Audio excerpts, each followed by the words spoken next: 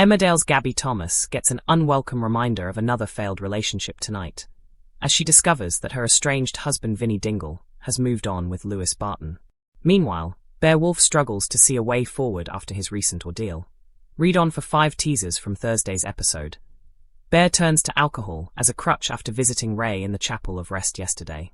He tries to return to normality by visiting the cafe, but is dismayed to hear friends and neighbors talking openly about his trauma.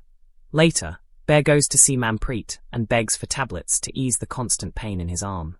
Bear complains of sleepless nights caused by the injury, but Manpreet refuses to prescribe pills since he's already going through withdrawal from the drugs that Ray gave to him. Laurel risks further wrath from Paddy when she continues to involve herself in Bear's problems. She confronts Bear for drinking and urges him to see that there's another way forward.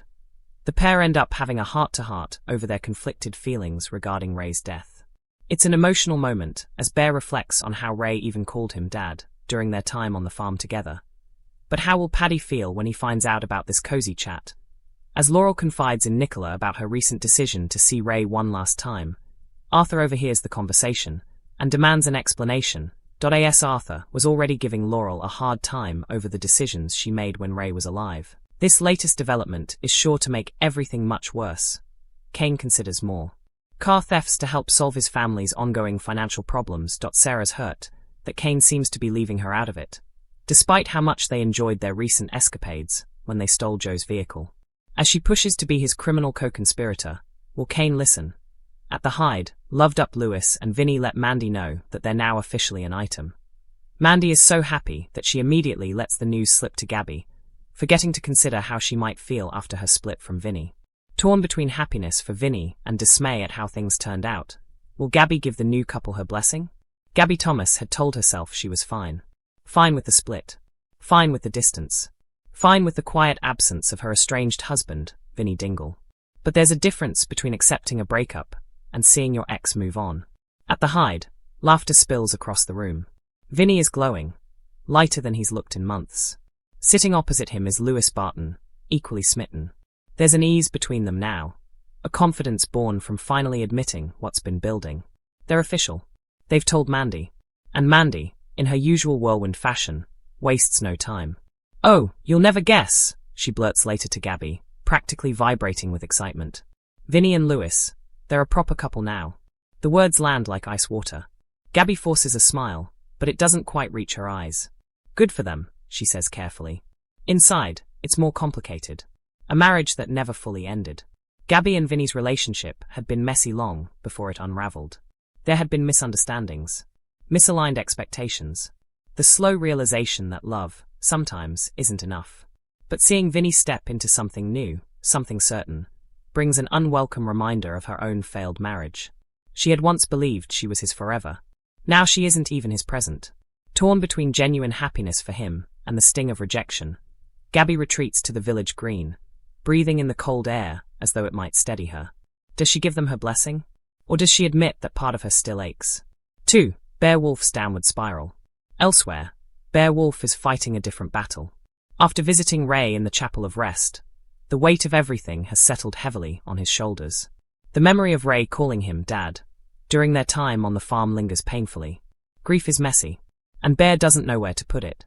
He tries to reclaim normality by visiting the cafe, but overhearing neighbors discussing his trauma openly feels like another violation. Whispers, speculation, sympathy that stings more than it soothes. He leaves early, and he drinks. Alcohol as armor. Later, Bear seeks out Manpreet Sharma. "I need something," he insists, rubbing his injured arm. "The pain's constant. I can't sleep." Manpreet listens carefully. She sees the exhaustion in his eyes, and the tremor in his hands.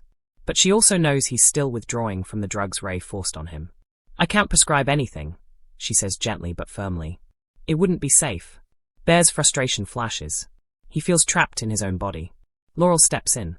Laurel Thomas refuses to look away. Despite Paddy's irritation at her continued involvement, Laurel confronts Bear about his drinking. "This isn't helping," she tells him quietly. He bristles at first, but then the anger fades, replaced by something softer, something raw. They sit together, the tension easing into a fragile heart-to-heart. Bear admits that Ray's final words haunt him. "He called me Dad, Laurel." There's pain in that confession.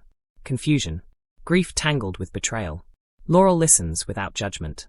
It's an emotional moment, two people grappling with complicated loss. But when Paddy inevitably finds out about their cozy chat, how will he react? 3. Arthur overhears. If Laurel hoped to keep her visit to Ray private, that hope vanishes quickly. As she confides in Nicola King about wanting one last goodbye, Arthur overhears. He had already been critical of her decisions when Ray was alive. Now, he feels blindsided. You went to see him? Arthur demands, hurt flickering across his face. Laurel tries to explain. Closure, compassion, complexity. But for Arthur, it feels like betrayal. The tension between mother and son threatens to widen into something far more permanent. 4. Kane's criminal temptation. Across the village, Kane Dingle stares down a different dilemma. Money is tight, pressures are mounting, and old habits are whispering again. He considers returning to car theft, a skill set he knows all too well. Sarah Sugden notices the distance in him. After their recent thrill stealing Joe's vehicle, she'd felt closer to him than ever. Now he's shutting her out.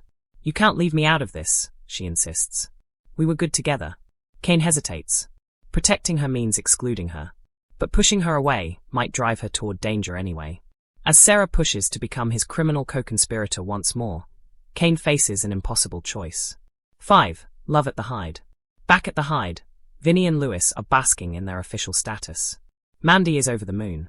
She hugs them both, declaring it about time. There's something beautiful about their ease tonight. The way Vinny looks at Lewis like he's finally found clarity. Lewis, for his part, is steady, present, certain.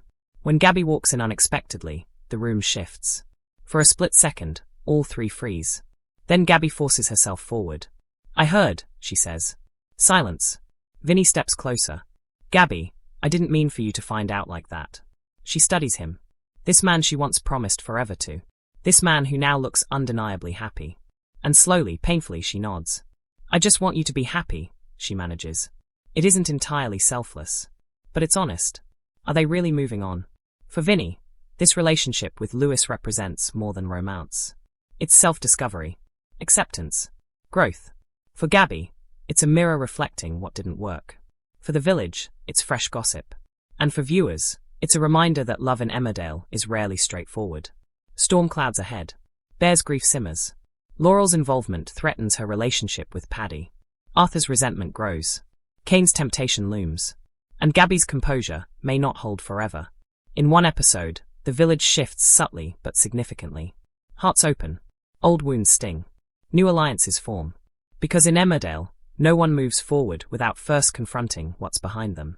Tonight isn't about explosive twists. It's about emotional fault lines. Gabby standing in the shadow of her former marriage. Bear clutching grief like a wound that won't close. Kane weighing risk against responsibility. Laurel navigating compassion and consequence. And Vinny, finally, cautiously, stepping into a future that feels like his own. But this is only Thursday. And in this village, peace never lasts long.